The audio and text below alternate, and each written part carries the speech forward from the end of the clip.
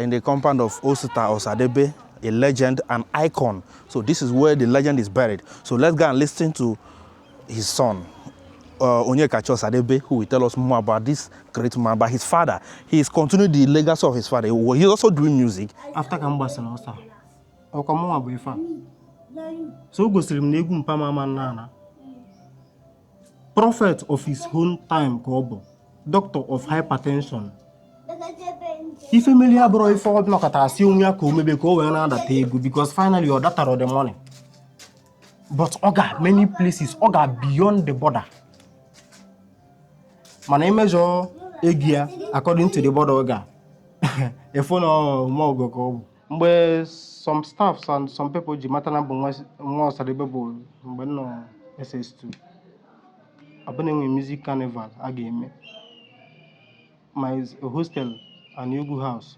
We put a music carnival. No for go the egu. For get perform egu. I say ben na zo sadebe. Nas number one sadebe ngwa. I did it. Like Osita Osadebe, the legend, and Kumaka. Sometimes on a good godic or Neku some neguas and a miri. Kifo mini. Mana I say deny that thing. O can nam siku negu. O si na ikwuo ife na amaro maka ya, ife na emero na ebe no. O mee ihe maro. Abia na egwu. Ife o na-ekwu bụ ife mere eme. Ozi ka o na-ezi. Onye mere ji kpọ ya prophet of his own time. Olive by the prophecy. Ogo by the prophecy. Understand by the prophecy. Na ndị na Ọgazamaka. Agbara ka na azụ anyị. Onye jiji ga na-akọ onye. Yes, na Ọsọnde. Owende. That is baby sawale. Sawa sawale. Sawale. Ashawo. Eto no flavor chere egwu ahụ. Mana nwere onye tire before. Na o nwere tire before. Okay. Nyati kwa Udaja. Nyati la amakiribo It is so many records. So this is where the legend is resting. Chief Dr. Osadebe is an icon. Is somebody that will have to, in generations, centuries to come, we'll continue to talk about him because he won't mail the too much. This is where he's resting, and it's a privilege for us, Creative Law TV, to be here to tell his story. This is his son, Onyekachi Osadebe, who is here to continue the legacy of his father. All prophets Kopka for his own time. Now and forever. Maka onye amụma bụ onye amụma wee ruo mgbe ebighị ebi. Mana wezo. Ana m akpọkwa egwu Oliver o. Ife menji agba egwu Oliver mana even mpa m nwoke esi kpọgide egwu ese during time ndị a kedu ụdị echiche fa na-eche ọ gịnị na-eme. Fa bụ mmụọ nọ n'ime mmadụ.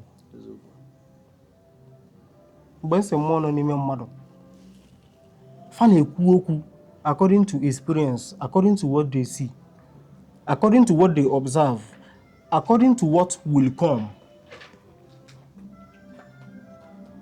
Ma compare mu fana abu. Kama ya compare fana abu, bota fana abu ka fa mebie yi. O nwe ife onye a ekwu isi na okuka. Osadebe nkwa. Mgbe Oliver ya abịa fana Osadebe ekwughị ya. Oliver ekwu ya ịnụa. O gị kọbụ na ọ dị Osadebe n'uche wu. Ọ mmụọ na-ekwuli. N'ọhụ mmadụ. I mean you see, kama ya compare fana abu. Hello guys, this is Creative Law TV. We are live and direct in Atane, Ogbaru local government of Anambra State, and we are live and direct in the home of our legend, an icon who have left this world, but he's still living through his music. He's a legend. He's somebody, he's a prophet. Somebody that is still preaching, even though he's no more in this little world, but he's still preaching through his songs. As I'm talking to you, people are playing his music everywhere in different parts of Nigeria. Who are we talking about? We are talking about Chief Dr. Stephen Osita Osadebe, a legend, an icon. We're in his home in Atan, his country home, and we're going to go inside to meet his son and some relative, and so that they can tell us about this man, how everything started and how he worked and how his legacy will continue, because we need somebody that will continue his legacy in this particular home. So we're here to tell his story. We're here to meet his son, who will tell us more about this great man. A what ago, you guys have been expecting us to come here, and today we are here live and direct to give you guys what you want. So the only thing you can do for us is to share this video, comment on this video, and make sure you support Creative Lord TV. We really need your support. A what ago, without your support, we can't do this. You understand? So let's go inside, and you will see what the chairman, what the icon, what the legend, what the OON built. Chief Dr. Ostos Adebe is the first person that built the first two-story building in his village, Atane, and also built the first four-story building in his village, Atane, and built the first hotel that was ever built in this town called Atane. He's a great man, like in the whole world. When you talk about Stephen Osadebe, people knows about him. When you talk about high life, you must talk about Chief Dr. Stephen Osadebe. So he's like Ronaldo and Messi. They can never be replaced anyhow. With Oliver, they can never be replaced anyhow. There are people that come once in a lifetime, once in a century, and their music, they will continue to reign forever and ever. As far as there is life, their music will continue to reign.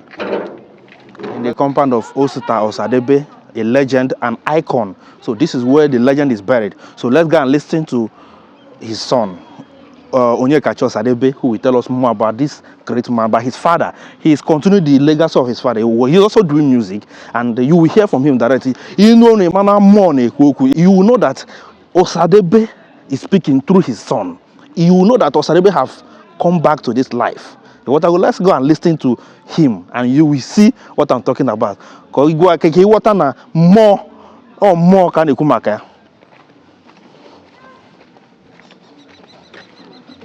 Oge nwa ka na-akpọ Onyeka Osadebe. So ọ ga-ada anyị maka egwu anyị ịkọrọtụla anyị onye Igbo ọfụma, and gwakwa anyị maka your father, the legend, Chief Dr. Stephen Osadebe, OON, Ezafulukwe, one of Igbo land. Okay.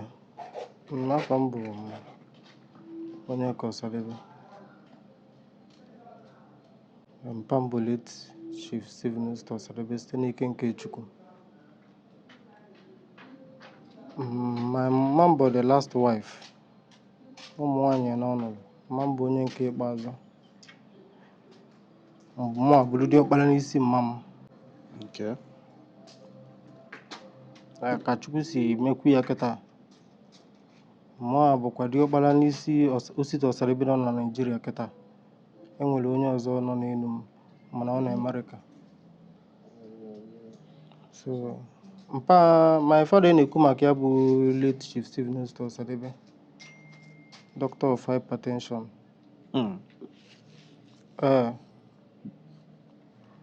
Maka na mgbe ọbụla ị na-ege egwu ya, ọ ya adịghị ka onye ka ọ na-agwa.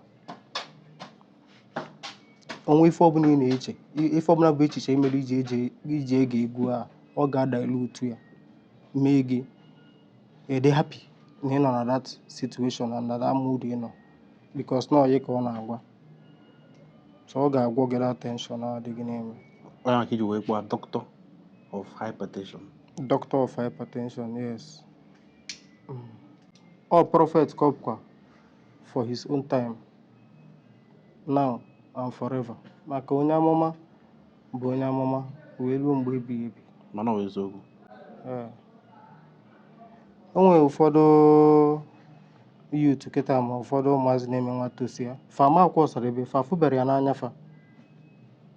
Mana wute egwu onye a na-ege, ịbịa ọ na-agwa gị maka Osadebe, ị ga-eche na ọ ma onye ọ bụ.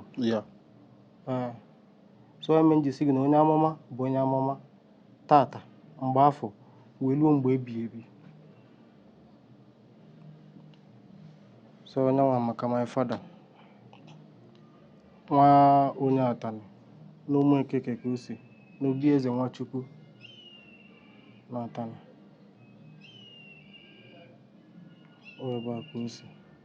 Ada ebe a ka anyị nọkwa tata. Anyị nọ na Anịọha. O obi ya ka anyị nọ tata. So kedu udo mmadụ your father bụ Chief Stephen Osita Osadebe kedu mmadụ ọ bụ? Okay. Like aside music kedu ụdị mmadụ ọ bụ? Well, aside from music, yeah, ọ bụ natural person, nwaanyị. In the sense na ọ na-care about people and things around him more than himself. O feel na ọ ga-emenwu ya, so ọ na-eme ya, not for himself, but for people and the people around him. Ọ bụ a man for all. A man of the people. In the sense na ọ bụrụ na ọ bụrụ mmadụ ga-ebenefit from ife ọbụla ọ chọrọ ime, mmụọ na ala otito. Ọ bụ mmadụ mmụọ na mmadụ. Anya ka o megide ụwa wee luo n'ọnwa. Maka ọ dị eche maka onwe ya, ife ọ na-eche bụ maka kedu ife ọ ga-emere ụra. So a very good man ka ọ bụ. Mmadụ nọkọtakịta asị ka ị na-ehapụ maka onwe gị na-eche maka ndị ọzọ. Abịa na ndị ụwa kịta akpọ ya onye nkuku, because fafil na a wise man ya think for only for himself. Yeah. But no, ọ bụrụ onye bụ the wisdom. Dịka onwe ka o si kwu n'egwu ya, ọ na-amasị ụwa amasị. 2 or 3 other tracks. Na ọ bụ na Chukwu meelu gị, nga feel na ọgwụ bụ the greatest n'ụwa niile. Rather, nga feel na Chukwu nyere ka i wee help pụọ the less privilege ndị nọ gị n'ahụ. Ndị feel na fa na-agba mbọ mana fa enwetara. So ọ dị eche maka onwe ya. Onye ọra ka ọ bụ. Onye mere akpọ Osita Osadebe. A sị gị na adreesị ndị Igbo, adreesị Ọgbahụ, ọ bụkwa adreesị Atani maọbụ adreesị Osita Osadebe. So onye nwa. Kedu ụdị mmadụ ọ bụ n'egwu? N'egwu? Yeah. Okay. Dịka ụfọdụ ndị egwu si ekwu etiketa, o nwe ka nna m si kwuo n'egwu. Ọ sị na ikwuo ife na-amarọ maka ya, ife na-emerọ n'ebe ị nọ, o mee ihe marụ. Abịa n'egwu, ife ọ na-ekwu bụ ife mere eme. Ozi ka ọ na-ezi. Onye mere eji kpọọ ya prophet of his own time. O live by the prophecy. O go by the prophecy. And don't stand by the prophecy. Ema na onwe ife na-eme n'ụwa kịta dịka onwe ka mmadụ ga-esi nọdụ. You need experience some certain things. N'anya ndị mmadụ, ọ bụrụ less. But go on experience ya, ọ bụ the world to you. Enwe ndị nọ n'ụwa kịta bụ na fajos na-enwe one pattern of experience n'ụwa. Enwe one person in the world na-experience more parts of this life. That is my father. So abịa n'egwu, any part of experience or prophesy ya according to one ifo experience. Maka ife ịfọ n'anya ka ihe ekwu, emenkwa ife na-afọ n'anya. O yi ekwu ba ife ọfọ n'anya. Then onyezie ndụmọdụ nke esi onwe ka isi fụa n'ụzọ dị otu a, ebe dị otu a, ma n'ife dị otu a. Ịmalụ ka ị ga-esi eteke ya. So o live by the prophecy n'egwu ya, o grow by the prophecy, o stand by the prophecy. So your father kwuru a lot of egwu. Ị agụtanwu how many album ọ kwuru? Mba,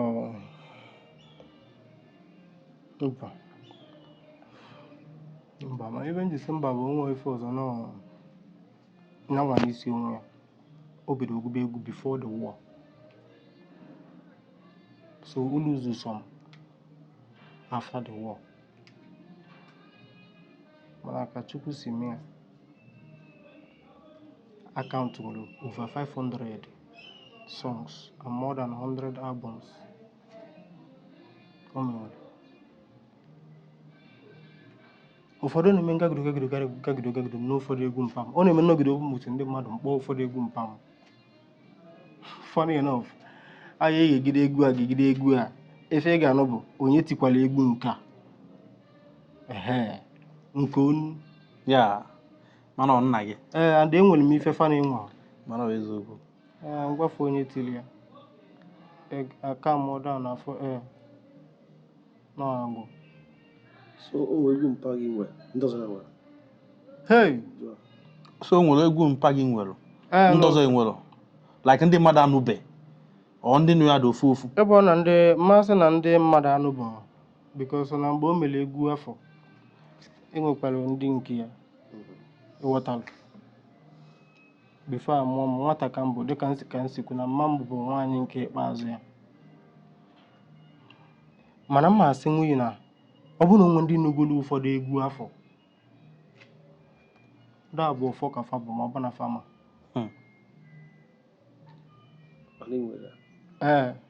ọ dị ife adịghị akọ n'ebe ọ na-adị so fim ka iji agba ịnọkọta gbanye egwu ndị mmadụ ege ọnwụkwa n'ife ọzọ anyị bịara ụwa. So, but how do you always feel ma ndị mmadụ na-akpọ nwa Ọsadebe or maybe no way be no kita na do you show yourself maybe onwe ife many so onye mbụ nwa Ọsadebe how do you always feel anytime you hear that name nwa Ọsadebe? Asị na ife agụ Jemile bụ na mbụ ya ka ọ dị.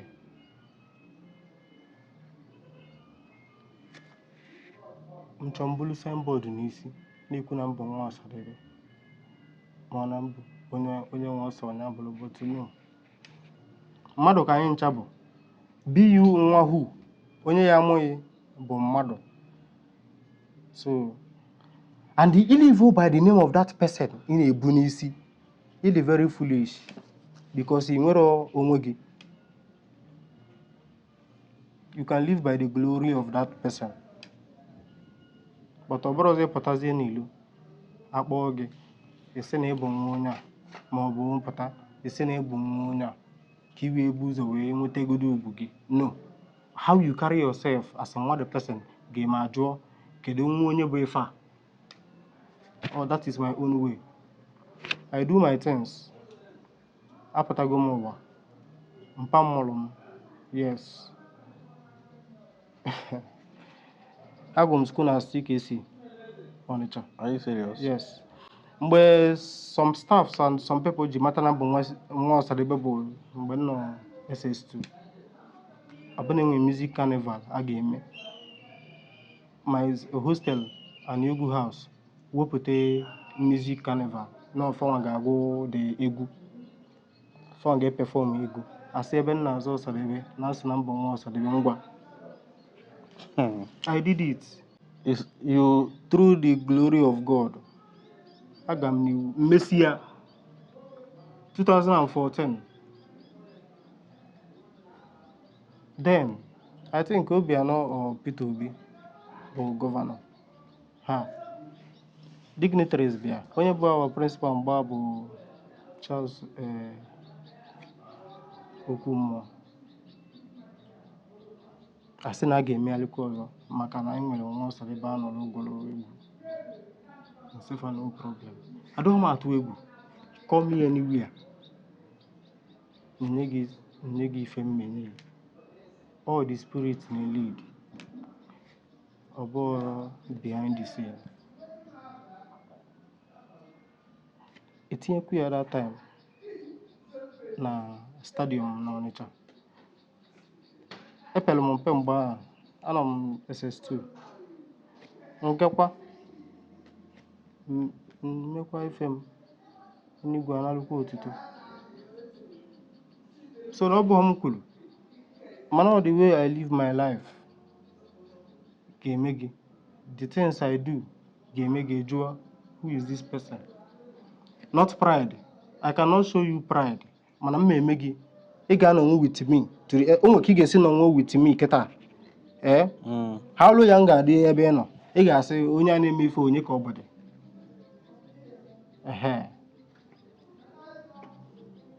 Nwa eze bụ nwa eze. No, a lot of people are answering Osadebe, Osadebe. Kefi will look maka that. Nda na azo Osadebe, ha gwana Osadebe of the or have the real ya.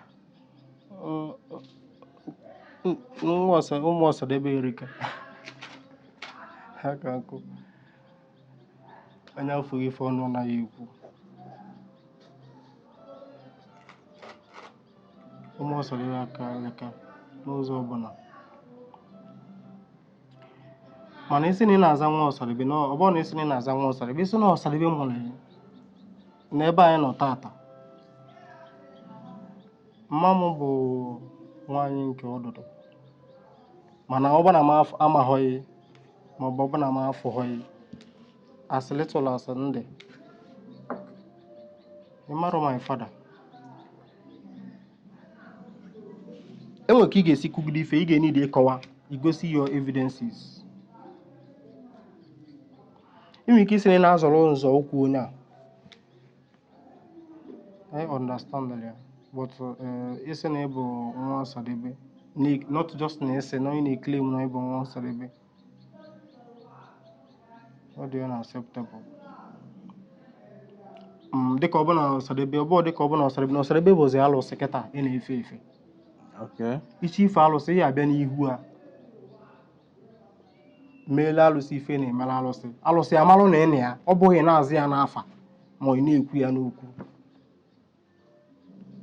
Ọ bụ mmadụ ka ị na-emeli ya o nwere ike ije na alụsị kịta asị igbu efi 200 ma ọ bụ efi 100 esi na alụsị nke a che na-akwa ihe ezigbote ife. Ọ bụkwa mmadụ ka ị na-emeli ya as long as na dị alụsị kpọrọ ya wana yi nwa nọkọtara onwe ya sị na na ọ dị alụsị ka ị chọrọ ihe eme ife si ya n'azụ. So onye si na Ọsadebe mụrụ ya na ọ bụ nwa Ọsadebe mana ọ dịghị eme ife o kwesịrị ịdị na-emelụ nwa Ọsadebe ma ọ bụ na Ọsadebe amaghọ na ọ mụrụ ya dịka ka fasikwu maka mụ nwa amaghọ na otu a ntị jụm ya kịta ka nsi malụ. Ese m gụọ Ụmụ Ọsadebe kịta mma agụgidolu ilu ebe anyị kwụsịrị onye ọbụla na-adọrọ na ya mpa anyị gwara anyị so anyị amara onye ọbụ ọ bịarọ ọ bụ na onwe ndị bịara anyị mafa mana onwe ndị na-azụ ya n'ọnụ ọ isi nwa kafa ya eji wee bulu mgbe o ya esu. Okay. Ịmana egwu all the song of your father egwu niile o tiri is evergreen. Of egwu gadi in centuries to come, even in 200 years to come, your father's song will still be reigning. And my question for you is that every day people are downloading the song, every day people are playing it, every day people are streaming it. So right now, is all the song registered? So kedu otu a ga-esi wee mee ka your father's song or his legacy happy die down? So kedu ege replace ya nnukwu na gị nwa n'onwe gị na-etikwa egwu? Kedu otu o si aga? Kedu otu o si wee bido? Asị na onye mụrụ nwa dị anwụ anwụ as long as na eme ọnwụ ya nwụsịa ịka ya bịa ụwa ọzọ. Ife adịghị aka ebe ọ na-adị because ọ na-abụ anọgide n'ezi ụlọ na sị na dibịa mara mmadụ ije jụba ese ọ bụ n'eziokwu na enwe ka esi dibịa si dị n'ibefa because ọ dibịa adịghị n'ibefa o ya enwelu relation with ya na dibịa ife gbasara alụsị mere dibịa ga-eji mụọ. So as far as egwu is concerned, my grandfather Obi Ugbene ife eji mali ya n'obodo anya bụ igba egwu. Ọ gbagoro ya na-akpụ ya Ugbene na-ete egwu ikedo elili nya ụdọ from pillar to pillar ma from pole to pole. Ọ ga-akwụ n'elu elili afọ gbagide egwu ruo na the end nachite a na-akpụ Obi Ugbene. Ọmụọ nwa o siri abịa o siri si na ọgwụgwụ ka ọ na-agwụ.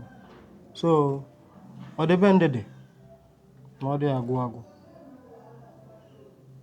Ndị ka mmụọ bụ mmadụ na nwa mụrụ m mma mbọ ọdụdụ nwaanyị asị m na m eyi etinye bụ egwu bikos na ọ bụ ọmọs na mpa ebulu dibịa onye ọbụla abụrụ dibịa Yeah. chọọ ụzọ ọzọ mpaghị anyị esikwa n'ụzọ ọzọ afọ bịa mana ka m si kwu ọ bụrụ na ikwughọ ife anya ya fọrọ o mechie ịfọ n'anya ya ife afọ ikwuru how deep ọ dị ma how sweet ọ dị ya afịa wite anya ya ọkwa ọnụ ka eji ebi okwu gịnị meziri n'ikpeazụ a o wee pụta ahụ gbugido gbufọ m onye nke ọzọ nọ n'elu mbọ niile m gbalụ na ụwa ma akwụkwọ niile m gụkasị m fụzie onwe m ebe m nọzi na Oyolema maka Oyolema ka m nọzi igbuwa isi nwa ma ọ bụ na ị nwere anya ime mmụọ Oyolema ka ị nwee ike ịfụ maka na amụgo m ụmụ kịta and asị m na otu anọ kịta mmegide ife n'ụwa m mere wee jezie wee na ma ọ bụrụ na ụmụ m can not protect ife eji wee malụ mpafa then 1 nwere ife mmere 2 mme nepụlụ ofe anya wherever ife mmadụ ji agba mbọ bụ ịnwụọ ekipụ ole legacy ife idebere ebe a bụ ebe mgbakwasị ụkwụ onye ọbụla isi wee zọrọ wee na-eje after ka m gbasara ọsọ ọkwa mụnwa bụ ife a so o gosiri m na egwu mpa mama nna prophet of his own time ka ọ bụ doctor of hypertension ife meli abụrụ ife ọ nọkọtara si onwe ya ka o mebe ka o wee na-adata egwu because finally ọ datara the money but ọ ga many places ọ ga beyond the border mana imejọ ego ya according to the border ọ ga efu na ọmụọgọ ka ọ bụ mana still ụmụazị ya na-eto kịta mgbe faya eto ikpọnyelefe egwu ọsarịbe faya etoro oge ọnụ sị na famụ onye ọ bụ fafu bere ewute anyị nke ọ bụrụ pikchọ faka fafu evergreen then anyị nwa anọzi ya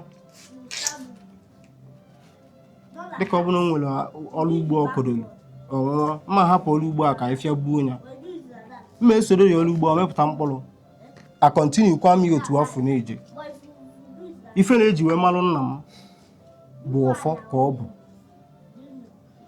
ndị ọ ya apụ ilo mba na ya otu a mbalụ na ya kịta enwekwa ndị bakwara na ya bifo m o leta obi ajụrụ ọ dị okpara anyị ka ọ bụ na enyi ya afa m onyinye ndị anyị na-egwuru egwu yes the egwu faka nọ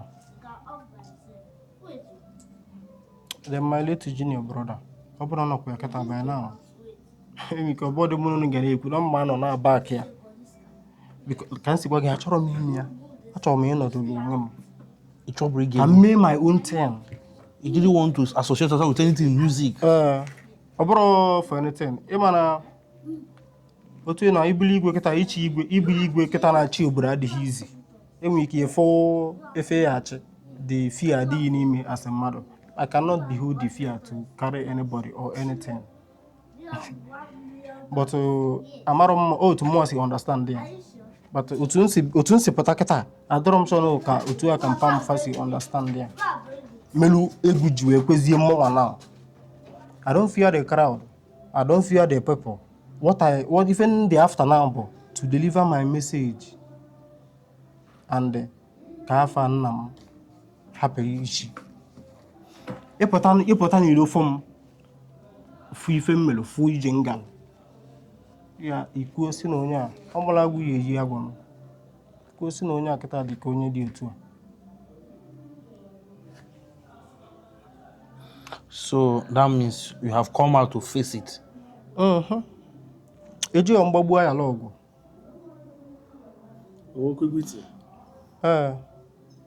Etigo m ọgwụ. How many tracks you released ago? 4 tracks. 1 bụ instrumental, 3 bụ agwụ, 3 bụ egwu. Enwe m 4 other instruments. Enwe m like 5 instrumentals and 3 songs. 2022 can be actually, but this year can be the for voice about. Okay. So, Kaira, that's up. We film challenge again. Egwu akiti bidoro ichi to replace your father, to continue your father's legacy.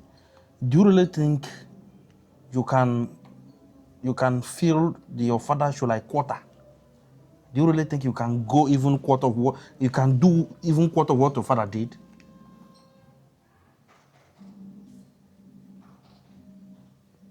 N'echiche m, ọ bụrụ ofe echiche m, onye tigidere egwu tie ndị furu efu tie nke anyị agụtanwu na agụọ more than 500 gụọ more than 100 albums, gịnị ka ị eme ka ị wee surpass the other person? You need people to earn a lot of works to do it. So ọ bụrụ for echiche nke m, ife na-maintain bụ the legacy. Okay, I'm not here to surpass him. Ọ bụghị ka mma anya aka. Yeah. But ọ dịzi n'ime ala bụ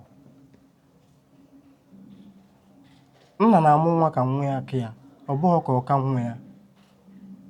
And mpa m sị mụ na mụnwa na o debegolo m ebe mgbakwasị ụkwụ. So na ife niile o melie na foundation ka ọ just lee m mọlọbazie ụlọ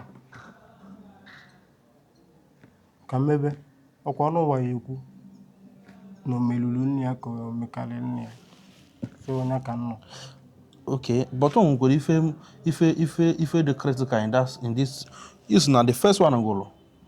And mom if Melia, the second one go, the third one go, the fourth one go. Give me a bit of quick and are you not afraid? Maybe so what happened to them might happen to you?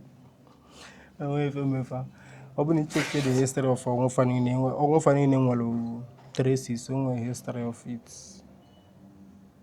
Oliver or Sadebe? Oliver or Sadebe.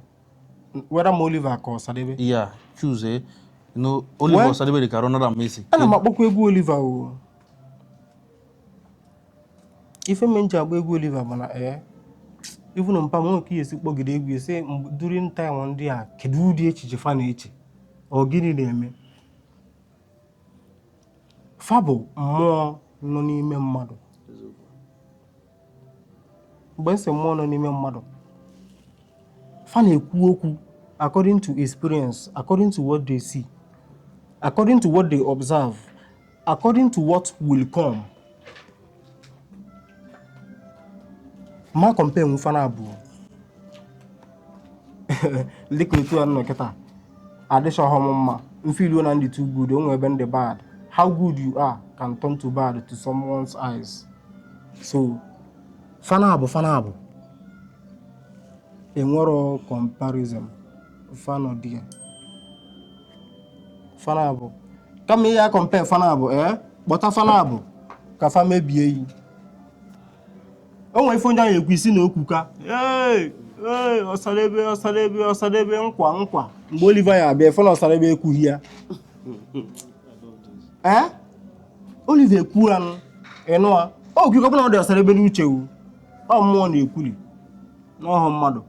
I mean, you see, come here, compare fanabo. What a fanabo. You will learn your name.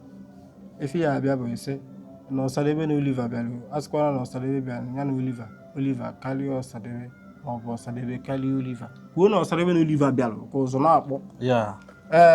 And then my age which if I calculate the effect ballon. And you go up Bogolo, Osadebe, Oliver, you see blow giddy. Yes, now. So two according. Ma compare Quafanabo. Ma compare Fanabo. So, Kedu, you know, Madam, expect from you as the person in charge to continue the legacy? They can see on the message can more bellinia. And they live by the prophecy. I don't make the message for mother. I better make corner.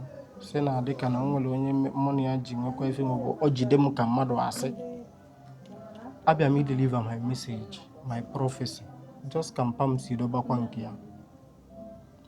Advice to people yet to come. And they know you already. Even Abia himself, he convert and they bona. If believe on a high life, Abia may convert if Fire high life. High life. On do any be only for so. If you so can believe. So if you want to argue about egwu onye na-akụ kịta na ị na-akụ ya na-atinyekwa ya enu because Ọsadebe bụ ọ na-agụ egwu ọ na-ama atụ ọ na-atinye ya adage enu wee na-agwa mmadụ okwu ghọtago and gị nwa dịkwa good in it mana ọmụọ na-aga egwu ahụ. So udo dị na good afternoon sir. Afternoon. So ebe anyị nọ today bụ na nke nwanne gị nwoke a na-akpọ Ọsadebe legend our adreesị ndị Ọgbarụ and adreesị ndị Igbo because ọ bụrụ ọsọ Ọgbarụ ọ bụrụ ọsọ Atana ọsọ ndị Igbo niile because and Nigeria as a whole because he's a legend, he's an icon. He's somebody that will continue to talk about as far as there is life because now his but his song still live with us every blessed day. So Ọsadebe is somebody people will like to hear. Ndị ba ya like ka ha nụ gbasalo this great man. So and otu bụ nwanne gị and that's anụkwa na gị nwa bụ the oldest person nọ ndụ kịta ka ị kọọla anyị ife mara gbasara Ọsadebe because anyị nọ na be ya kịta. So adị maka ị kọọla onye bụ gwagodo anyị afa ịgwa onye bụ then kọwara mba ụwa ife mara gbasara nwanne nwoke bụ Ọsadebe. Afa m bụ Elder Felix Chukwudum Ọsadebe. Ọ arịkwa ma ị na-ekwu iwolite onu ka ọ na-apụta ọfụma. Elder Felix Chukwudum Ọsadebe. Okay. That's my name. I'm onye Atana. N'Ụmụokike village. Atana. Okay. Chief Stephen Ost Ọsadebe Jafurukwe of Atana. Bụ nwanne m nwoke. Ọ my senior brother. Oh, my senior brother ka ọ bụ. Ọnwụ wee bịa gburu ya. Ọ bali into music at the early stage. At least oge m pụtara ụwa. Around 1954-5 mbido maba ebere ife. Ọ na-eti egwu a na-akpọ Shabara na Ọdakpụ. Egwu na-eti oge ya. O tikwara ochie egwu ndị Ghana. So he was playing music oge na egwu ụdị egwu dị that time. He was in that. Ọ na-ejekwa akwụkwọ. My father, the father, Dennis Obi Ọsadebe. That's my father, Christopher Obodefu Ọsadebe. And Obi Ọsadebe bụ onye egwu. Egwu ọ na-agba ka obodo ori Atana ji kpụ ya Ugbene. Obi Ugbene. Nke ọ na-agba ncha n'egwu. And ogbe anyị si n'Ụmụokike na Atana, Ụmụokike village bụ egwu. Ụmụokike bụ ndị egwu. Fapịba mmanwụ etu a, ụdị mmanwụ akpọrọ nya na nwanne nya. Mmanwụ ọkịja, mmanwụ ogologo adịghị apịsị na. Fa TV ebe ọ dị excellent. Ndị ogbu ukwu. Fa bidoro nụrụ ana na Ụmụokike ya apịa egolu. Afọ mmanwụ anyị bụ egolu mba. Ebe niile emechisie abịa ka bịa fụ egolu mba. So egwu pụrụ epu n'ogbe anyị. A na-agba egwu. So egwu niile agbakọba ọnụ. Wee bunye ya bukwasịzie Chief Ọsadebe n'aka. Okay. Na-agba na-emefe niile. So egwu pụrụ epu. Wee na-agba. So my father was taking care of everybody there. Nyanwa. But at a point, when the anya phone here, na music bụ his line. Ọsị mama ọkwụsịza n'ebe jedebe n'akwụkwọ. So music. Oge anyị nwere this man, onye abụọ. Ndị tafịa mmakpọ. So we declare na ọ chọrọ iti egwu. The father mụrụ ya n'afọ Obi ekwere na ọ ya eti egwu. Maka oge ndị egwu ndị nkịlịka. Ọ na-esi Igbo na-achụgharị nwaanyị they live reckless life. So the father refused vehemently. But my father have a light where Siamba in a sponsor or Lagos in 1957. And he never disappointed anybody. Because we went to no. So 1950. So he never disappointed anybody. So Lagos, my father, Matawazia East here. There was somebody near his cousin, Patrick Ojini. And they sent his earlier report that he was doing well. It took a good. We are checking Tibezi and Kena. But unfortunately, I'm going to yoga and music. We can't na Jim Rex Lawson. So, we never know what we are checking. Onye kpọrọ afa ka onye bụ onye a. Cardinal Rex Jim Rex Lawson. Onye Abonema. Onye Buguma, sorry. Ka ya nwere akụkọ egwu. That is baby sawale. Sawa sawale. Sawa ashawo. Etu no flavor chiri egwu ahụ. Mana nwere onye tire before. Na o nwere tire before. Okay. Ya tikwa Udaja. Ya tira amakiribo what is so many records. Okay, that time he was like no one rain that time. Ya rain oga. When he rain before him bụ Victor Olaya. Olaya was reading then. But lots of others Akupuzi Olaya for Akupuzi every. According to my brother, na Old Yaba Road, there were two hotels, Kakadu, and one other hotel. So group A na Kakadu, group B na the other one. So Tigido nke na promoted to group A and na Kakadu jana native. So that was the setting then. A native. So my brother never disappointed my father or Patrick Ojini. And Obi no Nagbo Malo ne build on to the Nagbo. So it took us to a bit of Chake, ticket, Chake. Last time was it or Chake. Okay, the other man anọchizi ya nwụzi nwụzi. Okay, lots in the table. And we have a lot of musicians. I love musicians. Emperor Erasmus January, one day lost in the Buguma, na Calabar, as a local government, River State.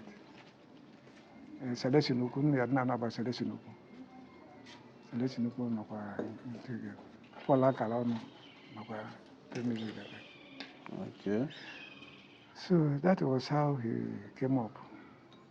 Tibezian can he is unqualified to be a prophet. Okay. Because on every music record here, well something. You pick. They go prophesy to the world. Yeah. So that is how he. So when he died, we lost somebody. When he died, we lost somebody. Ever somebody, I'm an interview. Which I know you see before we get somebody that will occupy his position. That can replace him. But we all have our individual talents. Yeah. Might be when you're not your own careful. Come on. So I thank God that today my nephew, Onyeka, came up now, actually made music. So our prayer is that the spirit of Chief Senior should be buried in him. We will because you must be proud of the family. Now we're proud of the town, even by extension of Bodo. Okay. So we believe the line. So and they cannot know. Thank you, sir. Thank you. So, gbasalo Osadebe, oge ọ na-eche egwu, o nwere egwu o chiri oge ahụ, like ịka like chacha, like dị gị mma azụ irote ya so ya na ejila egwu a chọọchị. Otu Easter pause. You go to Lagos. Otu Easter pause. Come again. You go come again tomorrow morning. Why? Easter pause. Before this was, Otu Lagos life social enjoyment. Yeah. Otu we're gonna go tie noon. Otu a lot of records. Okay. So, kedu ihe gbasara ihe like Osita Osadebe, the legend a na-ekwu maka ya? Sometimes ọ na-agụ egwu dịka ọ na-ekwu som na egwu asị na mmiri ka ife omini. Mana I almost deny that thing. No, during the course of composition of the music, so for better. Deny it.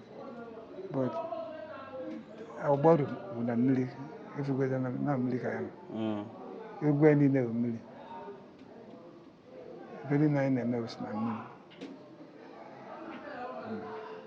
Now that one fit is into the record.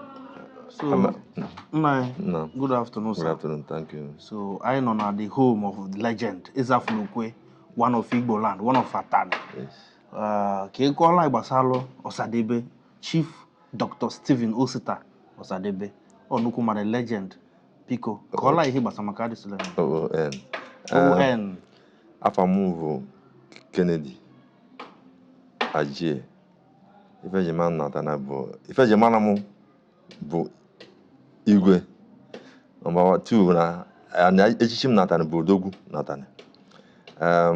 Nna anyị Ezafulukwe, ọ nwanne m nwoke ka ọ bụ.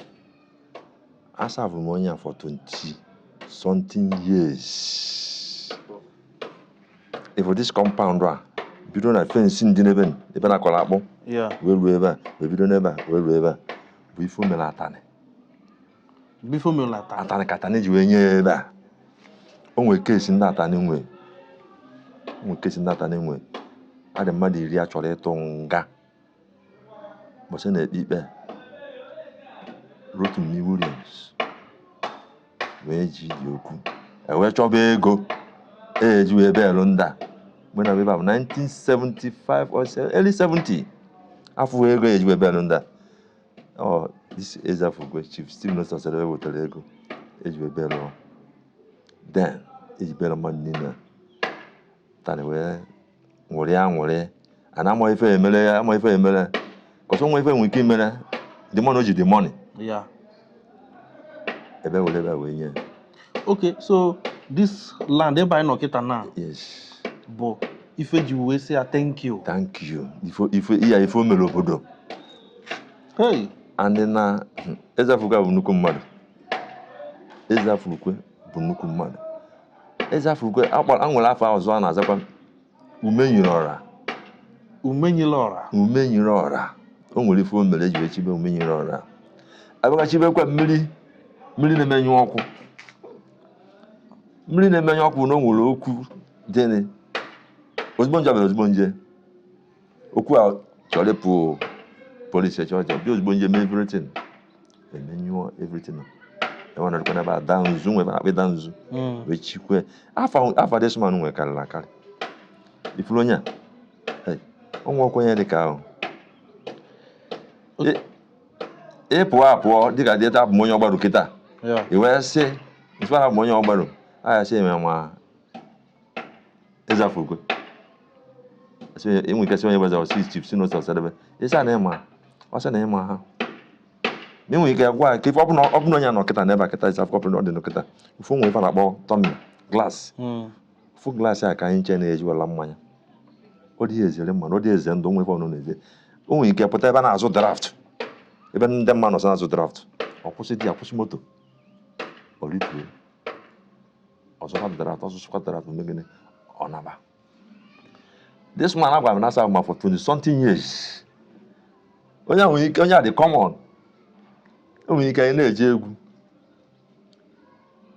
enwere ike pụta ebe na-ele fụ agwụ nke na-agwụ ọ kwụsị ozugbo nje ebe na-ele mma pụta ọ litoro onwe naanị ọnọdụ orisie niile risi ọsị nke ndị ife na-akpọ nke ndị ebe na moto anyị ebe na-eje eso m onye a onweghọ steeti dị na Nigeria nna m because of this Ezefukwe and ọ chọghị ife na-ese okwu ọ si ụmụ anyị o gosiri debesi anyị a na-edesi ma nwe ụmụ merisi nwe si ụmụ nọ nọ ife ụmụnna na nna mụtara gwagoro ife na anịkwa gotekwa debe n'ọnọ ife na-ese okwu ana ọ zụrụ ụmụ ọfụma Ezefukwe onwe okwenye dịka na ọgbahụ ife a na-akpọ bụ igwe ndị ọgbahụ iji ebe ọbụla ijeri a na-akpọ igwe ndị ọgbahụ ọ zụrụ ụmụ ọfụma zụpụta ụmụ ọfụma apụghị na mmanụ nwụọ ọ dịka na onwe ife na-emeni mana ọ bụrụkwa ma adịsma Chief Stephen Ostoselebe ma gwakwa ya eziokwu sometimes nlọta na nlọ like this mụ anọ nlọta na nlọ like this fe na-emebu n'ebe akwa a sị na mụ so for 20 something years mụ na esebeghị okwu kwasị mụ na ịmụta mmadụ ị na ya adị na mma na-aga ebe ọ bụla o jiri egwu ma ọ bụrụ ọfụma m ọ dị happy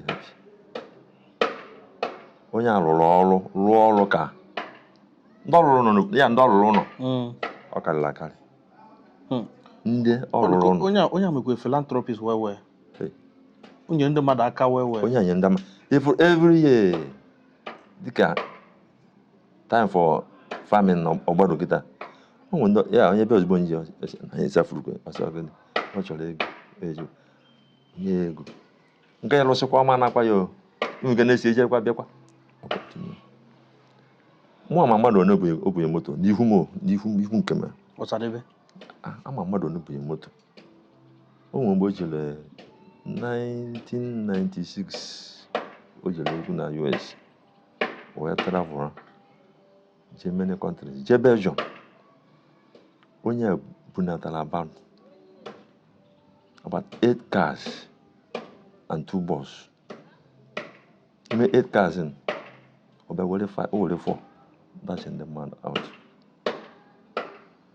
onye mmadụ nwere ike iji ikwu nọsị ime ha ọgụ na ịtụ ọnọkịta na ọ kọwara ya ọgụ ndị mmadụ mere na ụmụ ife dịka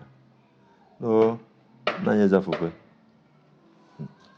ọ bụrụ na nwere onye ife dịka kefụrụ ọ bụ na onye adị ndụ kịta adịkwa nchọ na ọgbahue na ya na ọgbahue ya amadị etu kịta I think na ọ gbakwara bọọlụ ya ọfụma mgbe ọ nọ skuul like what I mean ọ gbara bọọlụ ọfụma based on ife ọ lụrụ even until na ọdị sandụ adịrọzi a na-afụ ya n'anya o mere ife na-afụ anya ọ bụrụ ife ọ bụrụ ya na this local government Natani nweta this local government Natani n'ọsọ mara zụrụ azụ all this Ezefukwe na local government dị na Natani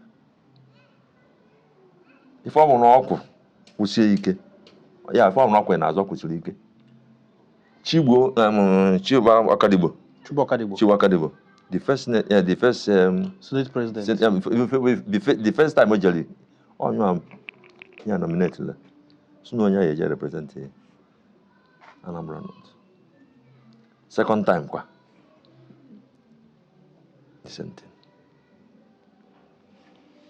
nke bụ mkpụrụ onye akwụrụ ọ bụ na ndị mmadụ ndị mma ife ọma na mkpụrụ Ezefukwe kwuru ụmụ na nwunye ya na ụmụ sef ndị agha afụgodo ya fugoro until everything onye arụrụ ọrụ dị mma. So o nwere 4 dekin na flavor asị na ya nwa alụrụ. So ya nwa bụ the first person rụrụ 4 dekin n'obodo a. Yeah, the first person. Yeah, in short, you have the first person rule 2 dekin. You have got the first person rule 4 dekin. Nathan. Bekwa rụọ hotel.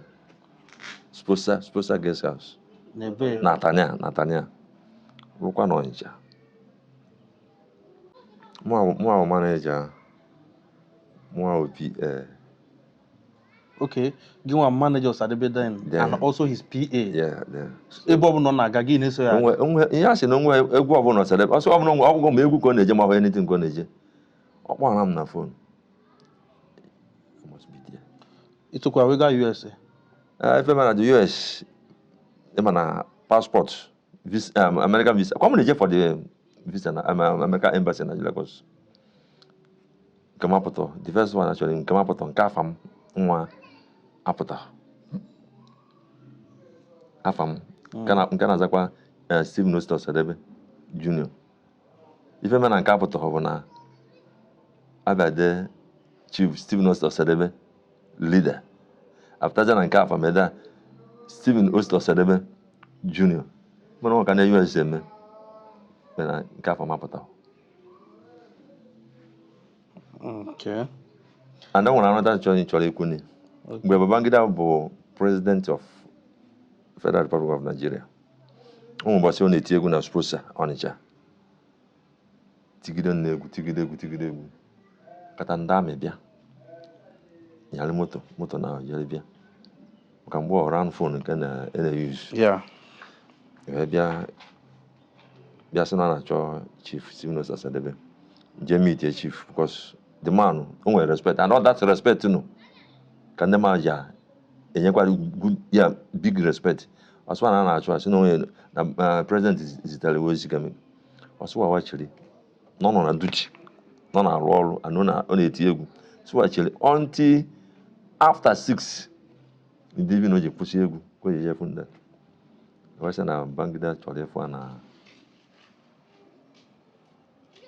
na Lagos bụ ka na Dodan Balak Lagos wee sị aja gwa Babangida na ọchị ịfụ na chief ka ọ bụ fenda mena n'anya si Babangida bịa ibe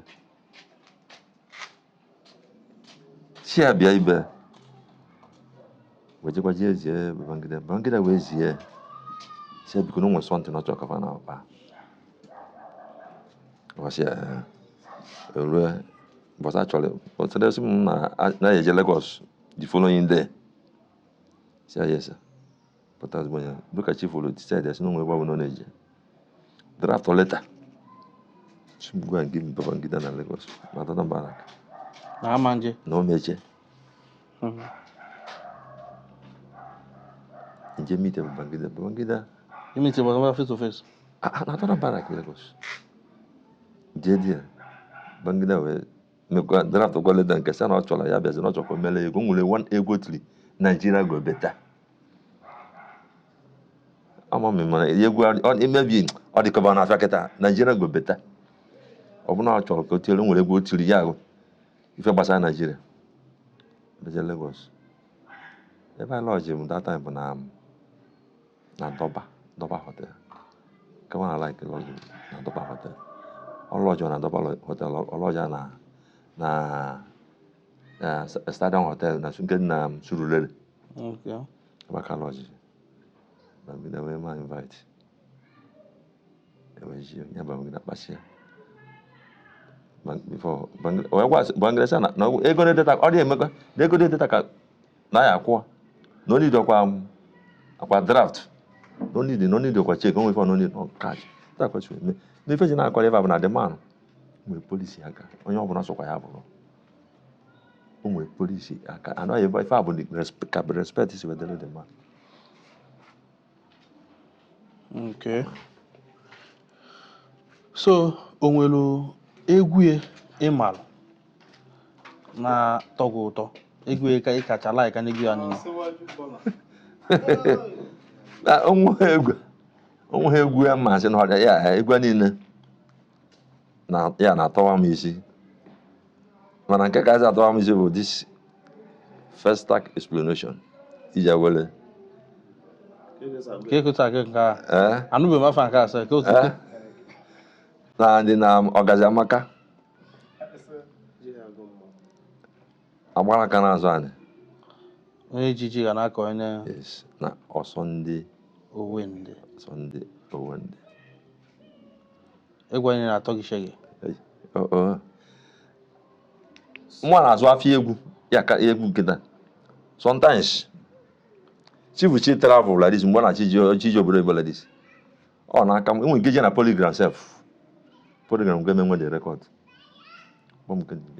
egwu anyị eji ọma egwu asara ebe egwu o nwere ofu nke otu relax kedu America 2 so one plate bi achọgoro m egwu azụ nke nwere egwu so one plate bi fefa kịta ana ya yesi m nya nsi mba na menya Because na ije egwu mba hey mba hey So legacy ya ọ hapụ you believe no nwere onye ga-take over from ya obi na jụọ ya azụ ya sị na Chijioke kile nwere cause kile nkiri fero. Well, a lot of people when they say na ha bụ nwa Ọsadebe na ha nwa Ọsadebe. Nwa Ọsadebe ka nkụ. So kedu ife lụrụ gbasara okwu ahụ? Because ịbanye kịta ndị na-aza nwa Ọsadebe karịrị akarị on internet ha ncha na-eti egwu. onye ọbụla na-aza nwa Ọsadebe na-eti egwu ife ọ ji azakwa ife nchọpụta ife ọ ji aza nwa Ọsadebe bụ nọ ka egwu a wee selụ ha bụ na fanche na onwe ha bụ nwa Ọsadebe fancha niile onwe onye bụ nwa Ọsadebe sonye ndị mma ọfụma ndị a bụ ndị like ife nọmba 1 bụ Obiajulu Ọsadebe late Okay. Number 2 Okwuchukwu Ọsadebe. Number 3 Afam Ọsadebe. Number 4 Onyechukwu Ọsadebe. Number 5 Onyeka Ọsadebe. Onye aka eti egwu eti ọfụma bụ late Okechukwu keze Okechukwu afọ obodo afọ Igbo Henry nke a bụ ọ sị na-egwu ka ọ ya eti. Okay. Na kịta Chukwu na kpatara Chukwu na weje according to ka nna anyị eze afọ kwesịrị ekwukwe na kịta onye ka nọ na ya weje kitek over ife na anọ dị n'ahụ ọ dị n'ahụ. Okay. So do you think na onwe ga-anọchi nwa anya ya no matter ka ha pụta like ma ụmụ ya o ma outsider o do you really think that there is somebody that can replace him like that can even be better than him? Do you think it's possible? Onye ka eme nwefe dị n'ime ịma na asị na ma na ayọ ka nwa ka nna. Yeah. Ka nwa ka nna. But na that name Stephen Oste Ọsadebe o make go that history. No make go that history. Yeah. Na kịta onye ka bido gị kịta onye ka onye ka buru ife egwu kịta jee ife dị ka Nnewi ma jee n'iwu ya na-eti egwu kịta sị na onye nwa Ọsadebe awe nọ na nwa Ọsadebe na-eti egwu. Ịpụta na adị hall man the place na-eti egwu people ya eju there. eze afụlukwe oke mmiri menyere ọkụ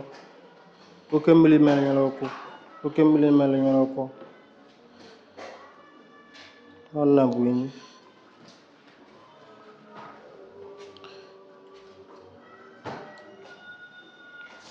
abịala ịfọ ya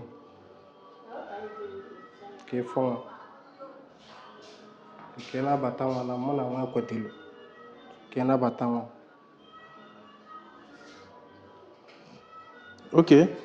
So this is where the legend is. Fa bebe nili onye ya bụ ife Okay. Papa. Date here might not be correct. Or might not be. I'm only on this date. And I brought on this date. Okay. On 11th May 2027. Okay. 11th May. Yes. So when you look, yeah, Papa, Chief Stephen Osita Leos Patrick Osadebe Ezafulukwe of Atane, officer of the Order of the Niger, OON, born on 17th March 1934, died on 11th May 2007. Yes. We will Always love always love you. Rest in peace.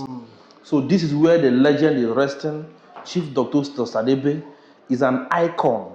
Is somebody that will have to, in generations, centuries to come, we'll continue to talk about him because he formed Melo the too much. This is where he's resting, and it's a privilege for us, Creative Law TV, to be here to tell his story. This is his son, Onyekachuku Osadebe, who is here to continue the legacy of his father. He have come home and said that no, that he cannot be alive and his father's legacy will go to no. He stand his ground. And today he's also into music. And believe me, very soon the world will begin to hear about him because Oyanwa was the Osadebe Jr. He get too much. So it's a privilege to be here, and we'll continue to talk about him. So look at where he is resting.